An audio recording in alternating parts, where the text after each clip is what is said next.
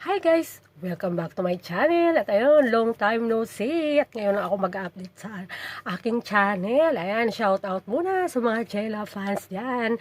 At ngayong araw nga ay birthday nitong si Maring Gemma Galanza. At alam naman natin na nag-umpisa na yung PVL at simula umpisa pa lang ay talagang ang ganda na ng performance na ipinakita ng Team Creamline na which is kabilang si Maring Gemma Galanza at Ella De Jesus.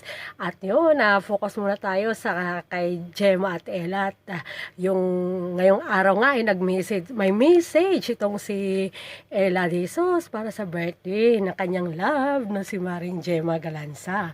At makikita natin na maikli lang yung mensaheng ito, pero syempre mararamdaman mo na galing sa puso. At marami rin yung mga friends at player ni Maring Gemma sa Creamline at pa nilang friends yung bumati kay Maring Gemma sa kanyang kaarawan ngayon. Kaya yung PBL na to, di ba? Hindi pa syempre tapos, pero talagang maganda na yung pinakita ng performance at hoping na, lalo si Maring Gemma, na magcha-champion naman sila. Ayan, in God's will. Kaya, ayan, tutok lang at sa muli, happy birthday kay Maring Gemma Galanza. At syempre, going strong yung Jella. Yun lamang yung update natin sa ngayon.